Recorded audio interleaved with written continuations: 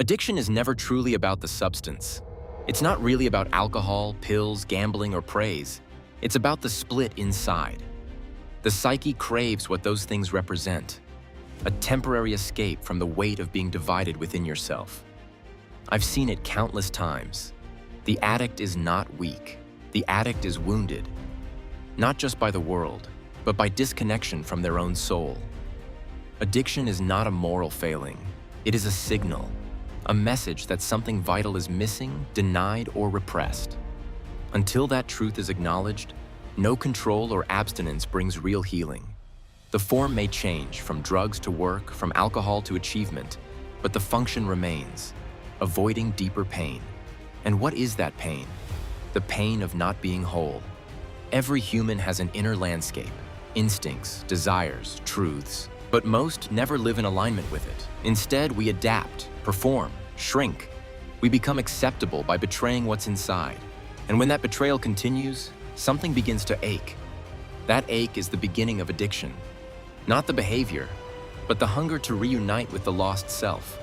This is why addicts are often sensitive souls. They feel dissonance more deeply, the emptiness of roles, the hollowness of approval. They carry grief for a life they never lived, a self they never became. So they seek relief, not in reflection, but in substances and compulsions because they are immediate. But the high never lasts. The soul knows the difference between numbness and wholeness. You can be addicted to anything, helping others, success, silence, chaos, even healing itself. Constantly improving without facing the wound.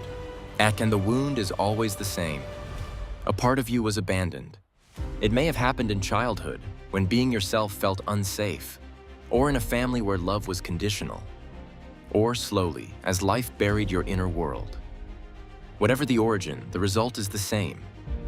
Part of you lives, part of you hides. The space between becomes unbearable. That is what addiction tries to fill, not with meaning, but distraction. And here's the paradox. Addiction is not senseless. It is a signal, a clue. It points to the wound. Healing doesn't begin with resistance. It begins with listening. Listen without judgment. Ask not, how do I stop? But what are you protecting me from? When you ask sincerely, the addiction loses power. Not because it disappears, but because it is seen. What is seen can be integrated. What is denied returns in new forms. Because the psyche pushes us to reunite with what we've lost, even through dysfunction. Healing is not linear. It's a spiral inward, returning again and again until we are ready to feel, grieve, and reclaim what we avoided. It is not glamorous. It is slow. But it is real. If you're stuck in a pattern, don't ask, what's wrong with me? Ask, what is unhealed? What part of me is trying to come home? Because beneath every addiction is a longing to remember who you were before you had to become someone else. When that longing is honored, the addiction loosens, not through force, but through reunion. Every compulsion carries a deeper hunger, not for comfort, but for connection. The addict is a seeker, desperate to escape a life that feels unbearable. And what makes life unbearable? A silenced inner world, a self in exile. That inner child reaches for substitutes. Addiction is one of them. Soothing, available, but never enough. The self lives behind the pain. To reach it, you must face what you've avoided. Healing is not becoming good, it's becoming whole. Reclaim every exiled part, the ashamed, angry, terrified. Not to justify, but to understand. Addiction was not born to destroy you. It was born to protect you from a truth you couldn't bear. If met with compassion, it reveals its roots. I recall a patient who drank heavily. He believed he was weak.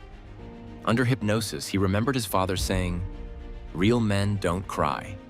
That was the split. Years later, he drank to suppress the part of him that still felt. When he finally grieved that memory, the craving weakened. Addiction thrives in the dark. Bring it into light, with clarity, not shame, and it begins to unravel. Do not romanticize it. It is a wound, but also a map. The addict seeks reunion with the lost self, not the substance. Sensitive, creative people don't become addicted because they are broken. but because they felt deeply without a safe place to feel. They found relief in destruction until it became their trap. And that is awakening. Not rock bottom, but the moment they say, "I'm ready to feel what I've avoided." This is real recovery, not from addiction, but of the self left behind, too sensitive, too honest. Addiction is scar tissue over a soul that never breathed. When you begin to feel again, slowly, honestly, the scar softens. You remember who you were, why you split, why you numbed, and why you no longer have to. Guess healing is not willpower or conquest. It is a quiet return, a daily decision to stop pretending. The inner voice that says, "This isn't me," that is the soul. Choose truth over escape, presence over distraction. And each time you do, something shifts. You begin to feel fully, not just joy, but grief, anger, longing. And that is freedom. You start seeing patterns, how society normalizes addiction as success and productivity. Awakening is painful because it reveals how much was built on avoidance. But it is powerful, because now you see. People avoid their soul. You must face it, especially when it hurts. The soul is not fragile. It has been forgotten. Every time you feel instead of flee, you remember. This is healing, not perfection, but wholeness. Addiction is not your identity. It is your invitation. Your soul is not broken. It is buried. Every craving is a call to uncover it. You were never meant to live numb. You were meant to live fully. And though the path is hard, it is yours. Nothing can take it unless you give it away. Choose again and again to return. Healing doesn't mean pain disappears. It means pain is no longer in charge.